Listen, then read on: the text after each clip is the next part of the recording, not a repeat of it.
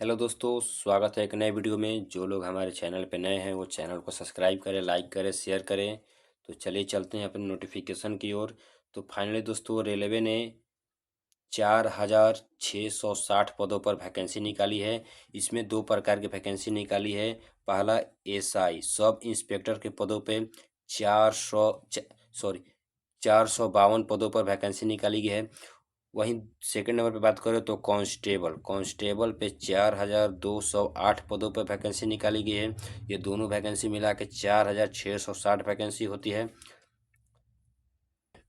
अगर आप class 10th पास हैं तो आप इजीली कांस्टेबल का फॉर्म भर सकते हैं। अगर आप बीए पास हैं तो आप इजीली एसआई का फॉर्म भर सकते हैं। इसमें आईटीआई की जरूरत नहीं है, इसमें नॉन आईटीआई पर फॉर्म आपका भराएगा। हाँ दोस्तों, किसी भी प्रकार की कोई क्वालिफिकेशन की जरूरत नहीं है। अगर आप क्लास 10th पास हैं, अगर आप बीए पास हैं तो आप फॉर्म को भर सकते हैं। तो चलिए, ये देखिए दोस्तों, आरआरबी के द्वारा ये नोटिफिकेशन जारी किया गया है। जो 4,660 पदों पर एसआई और कांस्टेबल के पदों पर भर्ती निकाली गई है।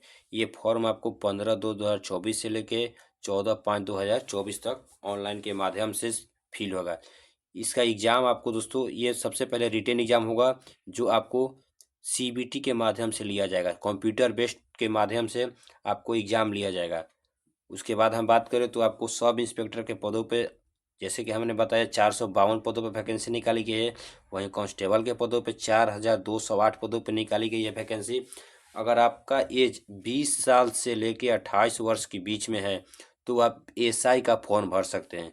वही अगर आप कांस्टेबल का फॉर्म भरना चाहते हैं तो आपका 18 वर्ष से लेके 28 वर्ष के बीच में आपका एज होना चाहिए। अगर आप मान लीजिए आपका 28 वर्ष से बेसी उम्र हो गया तो आप 3 साल का एज रिलैक्सेशन ले सकते हैं। यहाँ देखिए दोस्तों, नोटिफिकेशन में साफ क्लियर लिखा हुआ है 3 ईयर का एज रिलैक्सेशन दिया जाएगा।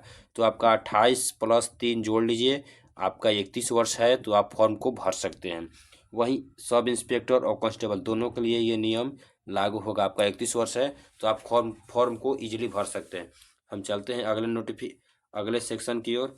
शुरू होगा, हम उस दिन एक प्रॉपर वीडियो बताएंगे आपको कैसे फॉर्म फिल करना है, कैसे डॉक्यूमेंट अपलोड करना है। तो आप उस वीडियो को देख के आप फॉर्म घर से खुद बैठे आवेदन कर सकते हैं।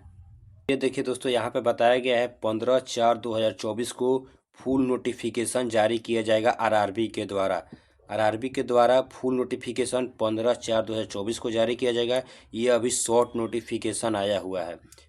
अगर आपका एज अगर आपका एज 1/7/2024 के अनुसार 1/7/2024 के अनुसार 18 वर्ष हो गया है तो आप इस फॉर्म को भर सकते हैं। आप अपने डेट ऑफ बर्थ के अनुसार इसको माइनस कर लीजिएगा। आप अगर 18 वर्ष के आते हैं उस दिन से तो आप इस फॉर्म को इजीली अप्लाई कर सकते हैं।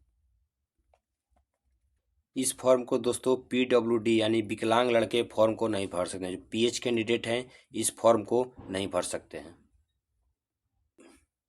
वही जो एससी एसटी ओबीसी ईडब्ल्यूएस का रिजर्वेशन है वो लागू रहेगा। सेंट्रल गवर्नमेंट का रूल होता है वो लागू रहेगा।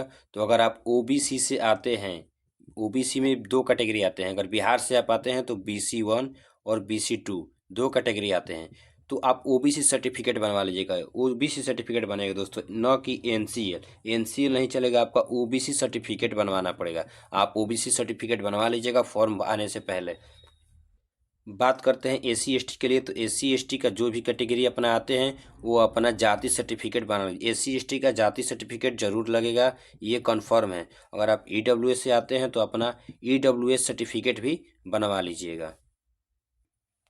देखिए दोस्तों, अगर आप एससी एसटी से आते हैं तो आपका सेंट्रल लेवल का कोई भी जाति आवासीय नहीं बनता है। आपका जाति बनेगा, अगर आप बिहार से आते हैं आप अगर आप बिहार से आते हैं तो आप एसडीओ लेवल से बनवा लीजिएगा या डीएम लेवल से बनवा लीजिएगा। ये सेंट्रल लेवल पर जाति कोई नहीं बनाता है। आप डीएम लेवल से बनवा लीजिएगा या एसडीओ लेवल से बनवा लीजिएगा। ये आपका रेवेन्यू ऑफिसर वाला भी रहेगा तो भी चलेगा। कंप्यूटर बेस्ड टेस्ट के एग्जाम की बात करो तो सीबीटी, ये कंप्यूटर बेस्ड के द्वारा एग्जाम होगा, कंप्यूटर के माध्यम से एग्जाम होगा। और यहाँ पे इसके बाद आपको पीएमटी होता है, फिजिकल मेजरमेंट और फिजिकल इफिशियंसी।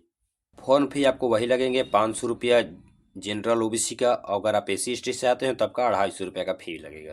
तो अगर आप इस फॉर्म को भरना चाहते हैं तो आपका हाइट कितना होना चाहिए। अगर आप जनरल ओबीसी से अगर आप आते हैं तो आपका हाइट 1.65 होना चाहिए मेल कैंडिडेट्स का। वहीं फीमेल का बात करें तो 1.57 होना चाहिए। अगर आप एससी एसटी से आते हैं तो आपका हाइट 1.63 होना चाहिए। वहीं अगर फीमेल का बात करें तो 1.55 होना चाहिए। अगर चेस्ट का बात करें तो हम मेल का 80 सेंटीमीटर होना चाहिए ओबीसी जनरल का। वहीं अगर एससी एसटी का बात करें तो उनका भी चेस्ट 76.2 सेंटीमीटर होना चाहिए। इस फॉर्म में पहला फेज आपका सीबीटी होगा, कंप्यूटर बेस्ड टेस्ट होगा। सेकेंड नंबर में आपका पीईटी होगा, थर्ड नंबर में आपका डॉक्यूमेंट वेरिफिकेशन होगा। पीईटी और आपका पीएमटी दोनों होगा सेकंड फेज में। अब थर्ड फेज में आपका डॉक्यूमेंट वेरिफिकेशन हो जाएगा। उसके बाद आपका फाइनल सिलेक्शन होगा। एक छोटा सा दोस्त अपडेट रेलवे के द्वारा है। तो चलिए हम चलते हैं अगले नोटिफिकेशन की ओर। अगले नोटिफिकेशन में हम जानेंगे Jharkhand polytechnic entrance competitive. Jharkhand polytechnic में अगर आप एडमिशन लेना चाहते हैं तो एडमिशन चालू है। आप यहाँ झारखंड पॉलिटेक्निक में एडमिशन लेने के लिए आप 21/2/2024 से लेके 21/3/2024 तक फॉर्म को आवेदन कर सकते हैं। वहीं आपका एग्ज़ाम डेट भी यहाँ निकल गया है। एग्ज़ाम डेट आपका 7/4/2024 को होगा। इस 10 बजे तक 10:30 से लेके 1 बजे तक आपका एग्ज़ाम होगा। परीक्षा से 4 दिन पहले आपका एडमिट कार्ड निकल जाएगा दोस्तों।